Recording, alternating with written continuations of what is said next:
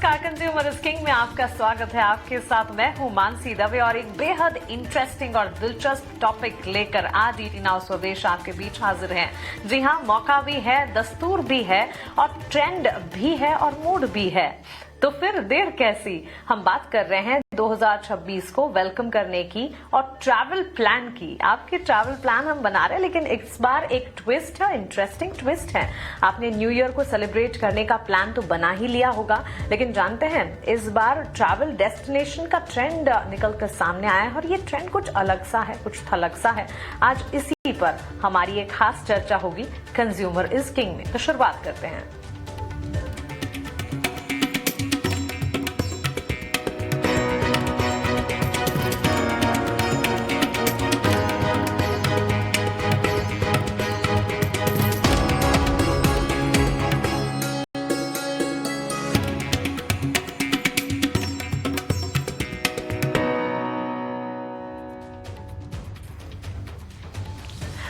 तो जैसे हम आपको बता रहे हैं, ट्रैवल का एक इंटरेस्टिंग ट्रेंड सामने आया है। क्या है वो ट्रेंड, आपको बताते हैं। नेचर भी और आराम भी, ट्रेडिशन भी और सेलिब्रेशन भी, टूरिज्म की विश लिस्ट का नया ट्रेंड 2026 को वेलकम करने के लिए ट्रैवल डेस्टिनेशन का ये खास अंदाज, एक नया अंदाज उभर कर आया है। अब बड़े बड़े शहरों की चकाचौंध नहीं, बल्कि लोकल कल्चर, ट्रेडिशन, नेचर और यूनिक एक्सपीरियंस को पसंद किया जा रहा है। स्काई स्कैनर की ट्रैवल ट्रेंड्स 2026 की रिपोर्ट के मुताबिक 59% भारतीयों का पर्सनलाइज्ड एक्सपीरियंस ड्रिवन ट्रैवल पर फोकस है, यानी कि नेचर पर इंपॉर्टेंस देती हैं, हेल्थ एंड फिटनेस पर, योगा पर इंपॉर्टेंस देते हैं, कल्चर को समझने की कोशिश करते हैं, एक तरह से पर्सनलाइज्ड विश लिस्ट क्रिएट करते हैं हमारे ट्रैवलर्स। ये है ट्रेंड, ये आप ही का ट्रेंड है, ये यही व्यूअर्स हैं जो कि ट्रैवलर्स हैं, जो पसंद कर रहे हैं। तो ऐसे में इस ट्रेंड से टूरिज्म को कितना फायदा होता दिखेगा, क्योंकि बिजनेस जगत और ईटी नाउ स्वदेश है, तो फिर बिजनेस की बात तो हम करेंगे ही। टूरिज्म स्पेस को कितना फायदा मिलेगा, किस तरह की नई तैयारियां करनी पड़ेंगी, भारत में कौन कौन सी नई जगह हैं जो कि हॉटस्पॉट बनकर सामने उभर कर आ सकती है इस ट्रेंड के तहत, और ये तमाम चीजों पर ही आज खास चर्चा करेंगे हम, क्योंकि 2025 तो खत्म हो चुका है, अपने अंतिम पड़ाव पर पहुंच चुका है कह सकते हैं, और यहां से 2026 को वेलकम करने की भी तो तैयारी करनी होगी। और भारत ही नहीं, पूरे देश भर में लोग घूमने फिरने निकलते हैं। ऐसे में इस ट्रेंड को किस तरह से टचबेस ना करें हम। इससे न सिर्फ हॉस्पिटैलिटी सेक्टर बल्कि स्थानीय इकोनॉमी जो है उसको भी काफी हद तक फायदा मिलेगा। साथ ही ये ट्रेंड टूरिज्म को एक नई दिशा दे सकता है, इसके पूरे आसार नजर आ रहे हैं। तो चर्चा के लिए आगे बढ़ते हैं और हमारे साथ दिग्गज एक्सपर्ट्स की पैनल जुड़ी हुई है। आपको बता दें, हमारे साथ टूरिज्म फ्यूचर्स के फाउंडर और फिकी टूरिज्म के चेयरमैन नवीन कुंदू जुड़ गए हैं। Federation of association and Indian tourism and hospitality यानी फेथ के बोर्ड मेंबर वेद खन्ना है।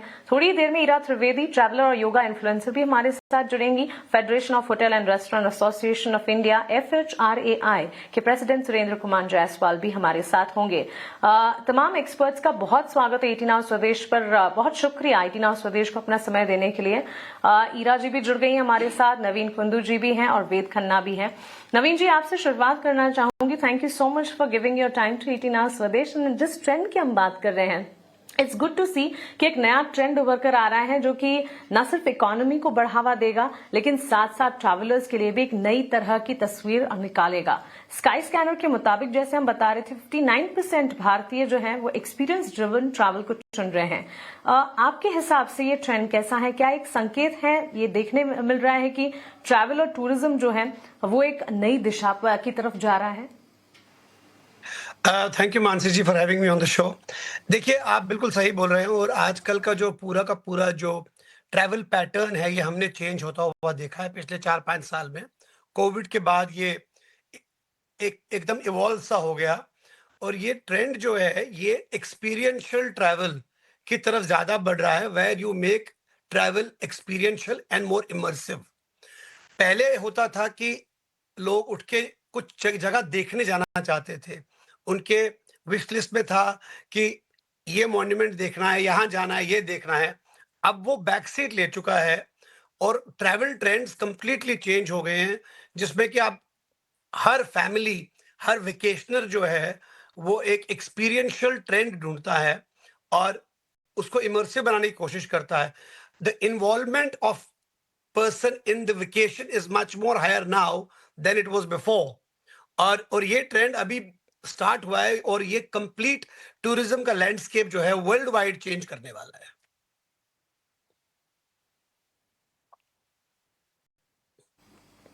That's great to hear. और इनफैक्ट इत्तेफाक रखती हूँ आपकी इस बात से। और ये जो ट्रेंड है वर्ल्ड वाइड एक तरह से नया डेवलपमेंट ला सकता है और इसमें भारत भी अछूता नहीं है। योगा इन्फ्लुएंसर योगा ईरा त्रिवेदी जी भी हमारे साथ जुड़ी हैं। ईरा जी, शुक्रिया अपना समय हमें देने के लिए। 2026 में माइंडफुल ट्रैवल का ट्रेंड तेज हो रहा है। माइंडफुल ट्रैवल, इसे सुनकर ही एक पीस, एक शांति का अनुभव होता है। क्या योग अब सिर्फ फिटनेस नहीं बल्कि ट्रैवल एक्सपीरियंस का भी कोर बनता जा रहा है? व्हाट डू यू से? Absolutely. In fact, India में I think my company started this, meaning हम लोगों ने योगा बेस्ड ट्रैवल की शुरुआत की थी और मेरे मन में कभी नहीं था कि ये इतना ज्यादा ग्रो होगा। कि हम लोगों ने जो साल में 3 बार योगा कैंप, योगा रिट्रीट्स रखी थी, अब हम लोग साल में 12-15 कर रहे हैं। और सिर्फ भारत में नहीं, अब रिक्वेस्ट है कि आप भारत से हमको साउथ ईस्ट एशिया और बाहर भी ले जाएं ट्रैवल के लिए, योगा के ट्रैवल के लिए। तो बहुत इंटरेस्टिंग है क्योंकि बाहर से तो लोग आते ही हैं इंडिया योगा करने के लिए, बट अब इंडिया से लोग बाहर जाना चाहते हैं योगा और ट्रैवल को साथ साथ करने के लिए। बोलते हैं कि देखिए हमारी सिटीज जो हैं पोल्यूटेड हो ही जा रही हैं, जितनी भी अर्बन सेंटर्स हैं ज्यादा पोल्यूटेड, ज्यादा पॉपुलेटेड, तो लोग चाहते हैं कि वो बाहर जाएं, नेचर में जाएं, ट्रैवल करें और साथ साथ योग भी करें कि उनको कुछ उस ट्रैवल से मिले। बस सब चीज देख लेंगे, पहले तो क्या था कि वो लोग देखने जाते थे, टूरिज्म करने जाते थे। अब क्या है कि यूट्यूब में, इंस्टाग्राम में सब कुछ दिख ही जाता है। तो लोगों को कुछ इंटरनल एक्सपीरियंस चाहिए, उनको ये चाहिए कि हम बाहर जाएं और हमको कुछ वैल्यूबल मिले कि हमारी लाइफस्टाइल, हमारी जिंदगी चेंज होए। तो इससे मीनिंग कोई योग से बेहतरीन कोई चीज ही नहीं है। तो हम लोग मेडिटेशन रिट्रीट्स, योगा रिट्रीट्स, ऐसे बहुत सारी चीजों को कंबाइन करते हैं, योगा और Surf retreats, yoga photography retreats. तो ऐसे करके हमारी जो एक योगा कंपनी है, हमने देखा है कि वो ऑलमोस्ट ट्रैवल कंपनी में कन्वर्ट हो चुकी है। और ये कभी मुझको लगा नहीं था कि होगा। तो मैंने ये ट्रेंड देखा है और ये कोविड के बिल्कुल बाद हुआ है।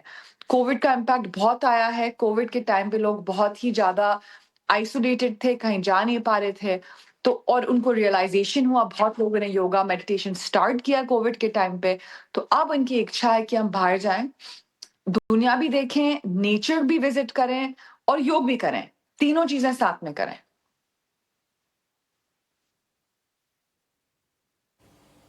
Absolutely, I completely second the thought and in itself कह सकते हैं कि it's a retreat। और जिस तरह का ट्रेंड सामने उभर कर आ रहा है, मजबूत मांग है और एक्सपीरियंस बेस्ड ट्रैवल को पसंद किया जा रहा है।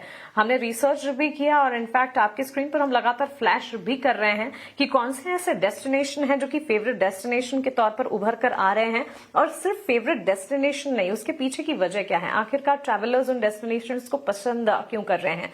भारत में कई सारे डेस्टिनेशन हैं जहां पर एक तरह से एक्सपीरियंस बेस्ड ट्रैवल को पसंद किया जा रहा है। इसके अलावा अगर आप देखेंगे न्यूजीलैंड के डेस्टिनेशंस भी हैं जहां पर पहाड़ी प्राकृतिक दृश्य, एडवेंचर स्पॉट और वाइन वैली जैसे एक्सपीरियंसेस को काफी हद तक पसंद किया जा रहा है। Thailand in itself of course best favourite destinations थे जरूर ये, लेकिन अब इसके मायने बदलते जा रहे हैं। सिर्फ घूमना नहीं, एक्सपीरियंस जो है उस पर ज्यादा फोकस कर रहे हैं ट्रैवलर्स और साथ ही कल्चर ट्रेडिशन पर ज्यादा फोकस कर रहे हैं और उस जगह की सिर्फ फील नहीं, वहां के लोग किस तरह से जीते हैं उसे ज्यादा डीप डाइव कर समझना चाहते हैं।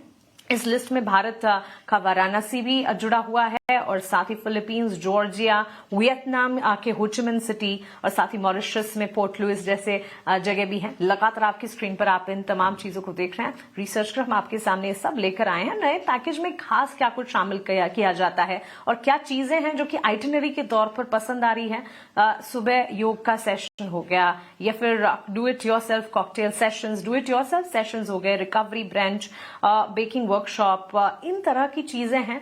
इस तरह के एक्सपीरियंस एक्सपीरियंस है जिसे पसंद किया जा रहा है। सिर्फ घूमना नहीं, इसके साथ साथ एक नई एड ऑन भी यहाँ पर होती हुई दिख रही है। लेकिन चलिए, हमारे साथ एक्सपर्ट्स का जमावड़ा लगातार है और हमारे साथ मिस्टर वेद खन्ना भी हैं, बोर्ड मेंबर हैं federation of association in Indian tourism and hospitality. Mister Khanna, बहुत स्वागत है आपका इतना हाउस स्वदेश पर। अपना समय हमें देने के लिए आपका बहुत शुक्रिया। सबसे पहला सवाल, जब ट्रैवल ज्यादा लोकल कल्चर और सस्टेनेबल एक्सपीरियंसिंग पर फोकस किया जा रहा है, शिफ्ट हम देख रहे हैं, तो क्या पॉलिसी फ्रेमवर्क भी इसके लिए तैयार है? आप क्या कहेंगे? देखिए, इस दिशा में प्रयास बिल्कुल सरकार कर रही है और जो हम एक वर्ड है लेसर नोन डेस्टिनेशन, आज उसकी मांग बहुत बड़ी है। और जैसा कि कोविड की चर्चा हमारे दोनों साथियों ने पहले करी है, मैं ये कहूँगा कि उस पेंडेमिक ने हमें ये सिखाया। मैं एक दिल्ली का एग्जांपल देता हूँ, मैं स्वदेशी पर्यटन से आता हूँ, दिल्ली से आता हूँ, हम में से ज़्यादातर लोग दिल्ली के आसपास के हैं। दिल्ली की यमुना नदी ने दिखाया था कि जब व्यक्ति या आम इंसान जब घरों में कैद हो गया था कि यहाँ दिल्ली की हवा कैसी हो गई थी, दिल्ली की नदी का पानी कैसे हो गया था, ये बात केवल दिल्ली तक सीमित नहीं थी, ये सभी लगभग देश का हाल था।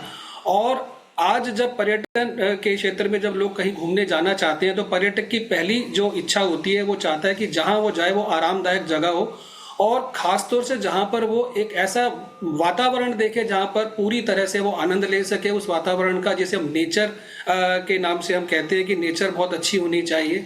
तो उस कारण से भी जो लेसन नोन डेस्टिनेशन थे, जहां तक अभी तक लोगों की संख्या बड़ी नहीं थी, अब उस तरफ ध्यान लोगों का ज्यादा आकर्षित हो रहा है, क्योंकि जो सैचुरेटेड डेस्टिनेशंस हो चुके हैं लेवल 1 पे, जिसको हम कहते हैं कि वहां तो पहले ही ओवर टूरिज्म का शिकार वो हो चुके हैं।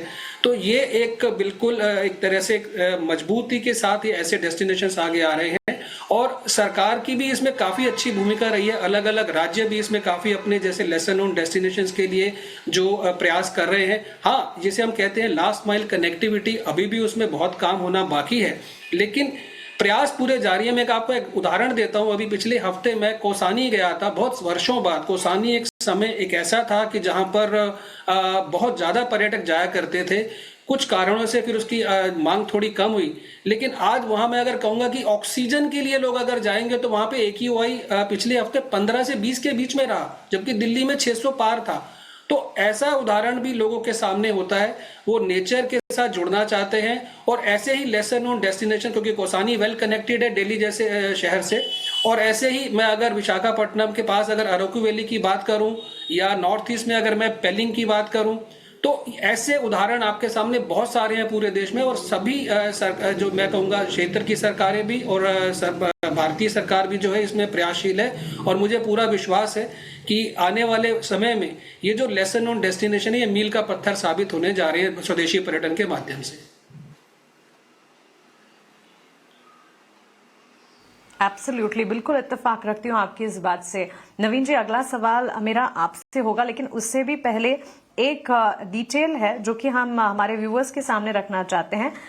सिलेक्टेड स्पेसेस और सिलेक्टेड जगह जो कि सांस्कृतिक जगह हैं, उन पर काफी हद तक फोकस किया जा रहा है। और इसके अलावा एक्सपीरियंस जिसकी हम बात करें, उसमें लोक संस्कृति और साथ ही कह सकते हैं कि कल्चरल कैपिटल्स जो हैं, उस पर खास तौर से फोकस किया जाता है। इसका सबसे बड़ा प्रमाण है जोरहाट, जो कि भारत की एक जगह है। वहां पर सबसे ज्यादा सर्चेस बढ़ती हुई जा रही हैं। और ये क्या जगह है? ये cultural capital knowledge city Assam में है। ये जगह आपको बता दें अपने टी प्लांटेशन के लिए काफी फेमस है, और इसकी बात हम इसलिए कर रहे हैं क्योंकि सर्च रिजल्ट्स में 493% की भारी बढ़ोतरी इस जगह के लिए की गई है।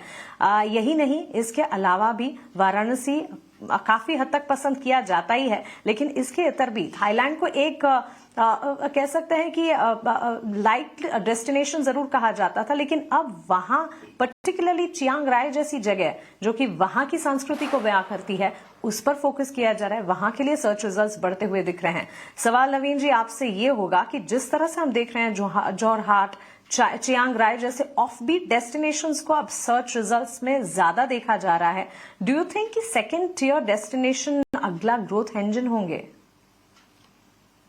बिल्कुल। आई मीन कोई भी डेस्टिनेशन जो एक नॉर्मल मेन स्ट्रीम डेस्टिनेशन से हटके है, वो एक अगला ट्रैवल ट्रेंड बनने वाला है। मैं आपको एक एग्जांपल देता हूं। अभी रिसेंटली मेरी कंपनी के थ्रू एक रिसर्च हुई और हमने रियलाइज किया कि लोग म्यूजिक के ऊपर और culinary के ऊपर और आर्टिजनशिप के ऊपर बहुत ध्यान दे रहे हैं आजकल। एक कल्चरल एक्सपीरियंस के ऊपर आपने शायद सुना होगा, आजकल म्यूजिकल जैमिंग के ऊपर like minded people are getting together. उन्हें कोई फर्क नहीं पड़ता वो गोवा के बड़े रिजॉर्ट में हैं या वो बाली के बड़े रिजॉर्ट में हैं। उन्हें फर्क पड़ता है कि कहीं जाएं जहां वो अपने आप को ढूंढ सके, अपने आप को डिस्कवर कर सके, और वहां बैठ के म्यूजिकल जैमिंग करके या भजन जैमिंग करके, भजन जैमिंग भी शुरू हो गई है, डिवोशनल जैमिंग शुरू हो गई है, अपने आप को थोड़ा डिस्कवर करे। तो अब जो destination based, specific destination based tourism था, वो थोड़ा बैक सीट लेगा, बहुत ज्यादा नहीं लेगा, क्योंकि अभी भी जो सैलानियों की संख्या है वो बढ़ती जाएगी, और जो नए सैलानी है वो हमेशा टियर 1 डेस्टिनेशंस पे ही जाएंगे।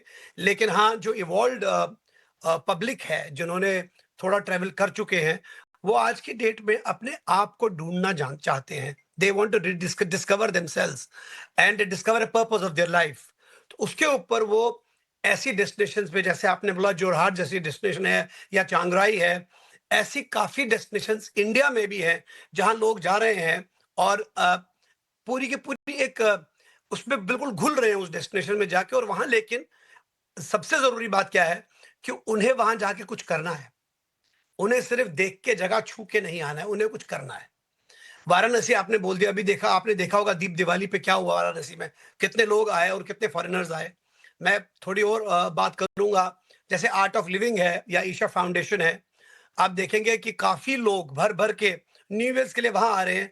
वो कह रहे हैं अभी बहुत हो गया हमारा, वो पार्टी डीजे वो सब बहुत हो गया, now we want to do something, और उसमें now we want to do something different. और उसमें भी आप ये देखेंगे कि उसमें काफी जेंजीज और काफी मिलेनियल्स भी हैं जो आ रहे हैं इन जगहों पे कुछ अलग एक्सपीरियंस करने के लिए। सो टूरिज्म का जो अब मेन महत्व रह गया है वो पूरा एक्सपीरियंस का रह गया है, और जितने भी नए सैलानी आएंगे वो अब इसी तरफ जाएंगे। सो टियर 1 तो मैं कहूंगा कि वो टियर 1 का टूरिज्म खत्म होगा नहीं कभी, बिकॉज वो एक हब पे चलता है। लेकिन हाँ, टियर 2 टियर 3 की जो टूरिज्म डेस्टिनेशंस हैं वो अब बहुत ज्यादा उभर के आएंगी।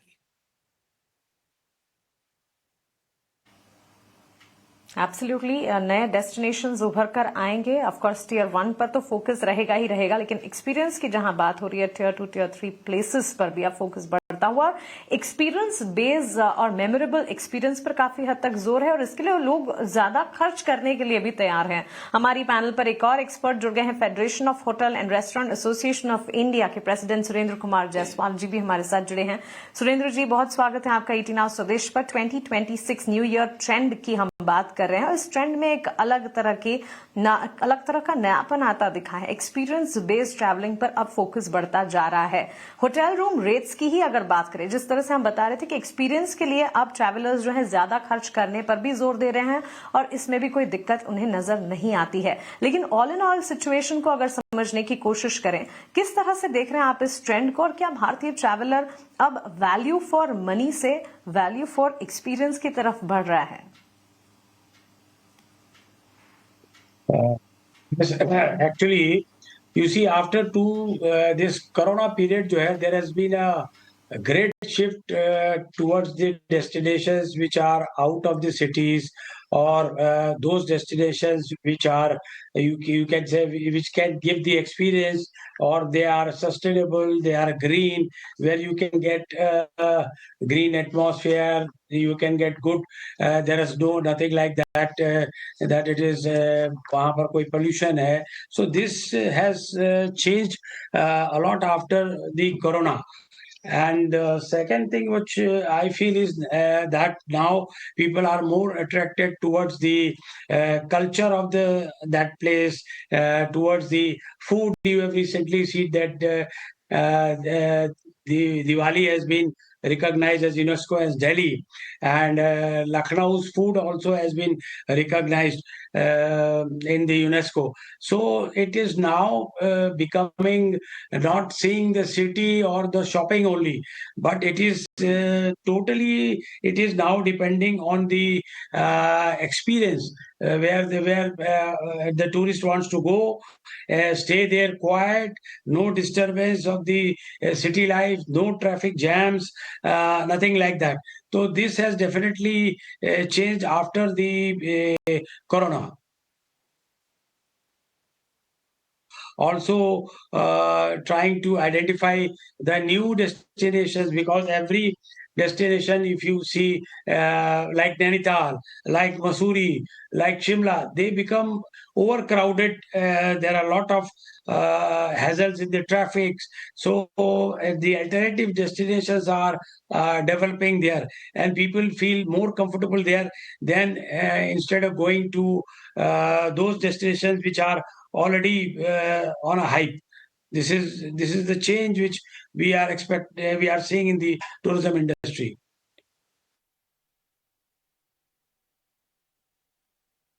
Absolutely that's right. Ira ji, एक सवाल आपसे। आज का ट्रैवलर जो है वो डिजिटल डिटॉक्स और साथ ही इनर बैलेंस ढूंढ रहा है, और ये आज के समय की सच्चाई है। इस सिचुएशन में, इस वक्त जब जीवन शैली, लाइफ को अगर देखें, इतनी ज्यादा फास्ट हो चुकी है कि इसमें एक इनर बैलेंस ढूंढने की कोशिश होती ही होती है, और ये वही समय है जब योग मेडिटेशन की अहमियत को लोग समझ भी रहे हैं और अब इसे एक स्टेप अहेड भी दे रहे हैं कि अपने ट्रैवल स्पेस में भी योगा को एक स्पेस देते हुए दिखे हैं। इस ट्रेंड को आप कैसे देख रहे हैं, और आने वाले समय में हमारे माध्यम से जो व्यूअर्स आपको सुन रहे हैं उन्हें किस तरह की एडवाइस देंगे आप? देखिए, जैसे ही सोशल मीडिया का यूज बढ़ रहा है, एआई आ रहा है, स्क्रीन टाइम लोगों का बहुत ज्यादा बढ़ रहा है, और हम सब जगह इसके रिपरकशंस देख रहे हैं, मेंटल हेल्थ पे, लोगों की खुद की हेल्थ पे। तो हम ये देख रहे हैं कि स्पेशली जो कॉर्पोरेट्स होते हैं, जो पूरे दिन भर एक ऑफिस बिल्डिंग के अंदर रहते हैं, उनको बहुत इच्छा होती है कि वो अपनी लाइफ को चेंज करें, नेचर में जाएं, एक बहुत ही मीनिंग एक पूरा डिटॉक्स कर लें, और एक इनको एक बहुत बड़ा मेंटल ब्रेक मिल जाए। तो जैसे ही ये चीजें बढ़ रही हैं और हमको सबको सुनने में आता है कि मेंटल हेल्थ प्रॉब्लम्स हो रही हैं, ऑर्गेनाइजेशंस में क्या-क्या हो रहा है, स्कूल्स में क्या-क्या हो रहा है। तो ये जो रेगुलर नेचर ब्रेक्स होते हैं, ये बहुत ज़रूरी होती हैं। आप अगर देखें, जैसे अब जैसे अमेरिका में, इंग्लैंड में, यूरोप में, वहाँ पे एक बहुत बड़ा कल्चरल ट्रेंड है कि लोग वीकेंड्स पे सैटरडे संडे को बाहर जाते हैं, हाइकिंग करते हैं, स्कीइंग करते हैं, नेचर में टाइम बिताते हैं। ये हमारे इतना कल्चर में है नहीं अभी, और जगह भी कम है कि ऐसे हम लोग सिटी से ब्रेक लेके बाहर निकलें। तो ये ऐसे जो रिट्रीट्स हैं, ये एक अपॉर्चुनिटी देती हैं लोगों को कि अपने एक लाइफ, अपने जो एक हमड्रम लाइफ है, उससे एक ब्रेक लें और अपनी लाइफ को फर्दर इम्प्रूव करें। और एनवायरमेंटल फैक्टर्स की भी इस प्रोग्राम में बात हो चुकी है।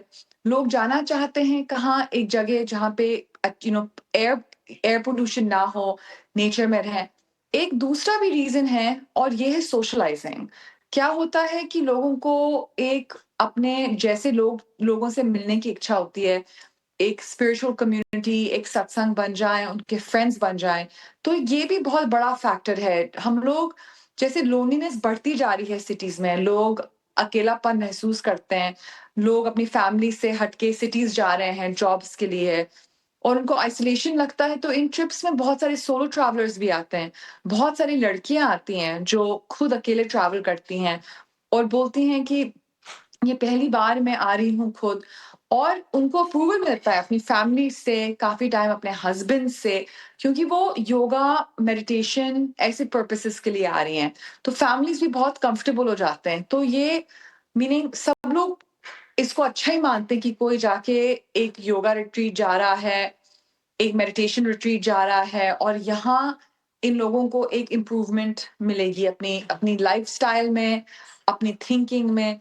तो इसलिए बहुत-बहुत हम लोग इंटरेस्टिंग रिट्रीट्स कर रहे हैं। मेरी कंपनी है योग लव, और वहाँ पे हम लोग वो ही योगा, मेडिटेशन, प्राणायाम में कॉम्बिनेशंस करते हैं कि लोग आके योगा और मेडिटेशन तो सीखेंगे ही सीखेंगे, करेंगे तो करेंगे।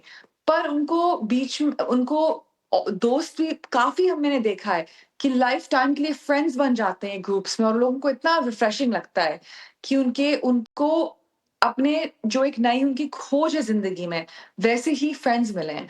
तो मैंने बहुत अच्छा यही देखा है, और आज के ज़माने में काफ़ी लोगों ने सुना होगा कि कम्युनिटी की कितनी इम्पोर्टेंस है।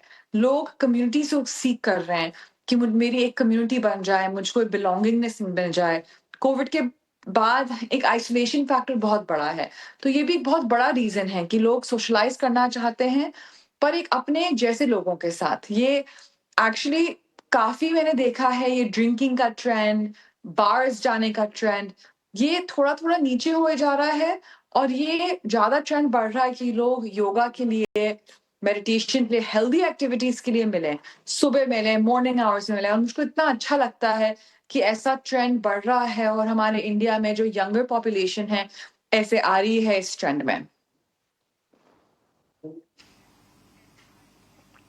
बिल्कुल, जीवन शैली में एक नई दिशा, health and fitness and mindful health and fitness पर काफी हद तक फोकस। और इतना ही नहीं, आप कह सकते हैं कि देखने वाला टूरिज्म नहीं, जीने वाले टूरिज्म पर ज्यादा फोकस किया जा रहा है। और अगर इससे आगे बढ़े, इसे समझने की कोशिश करेंगे तो इससे देश की जीडीपी, इकोनॉमी पर काफी हद तक फायदा होगा, और इससे जॉब क्रिएशन पर भी काफी हद तक फायदा आने वाले दिनों में देखने को मिलेगा। अलग थलग तरीके के जॉब्स जो है वो क्रिएट होते हुए दिखेंगे, अलग प्रोफाइल्स क्रिएट होते हुए दिखेंगे, क्योंकि एक नई चीज है जो कि पसंद आ रही है हमारे ट्रैवलर्स को। फिलहाल समय की पाबंदी है। ईरा जी, नवीन जी, मिस्टर खन्ना, निवेद खन्ना जी, सुरेंद्र कुमार जी, बहुत शुक्रिया आपका हमारे साथ जुड़ने के लिए और इस इंटरेस्टिंग टॉपिक पर विस्तार से हमसे बातचीत करने के लिए। कंज्यूमर इज किंग को फिलहाल हम यही समेटने जा रहे हैं। मुझे दीजिए इजाजत, लेकिन 18 स्वदेश पर खबरों का सिलसिला लगातार जारी है। आप बने रहें हमारे साथ। नमस्कार।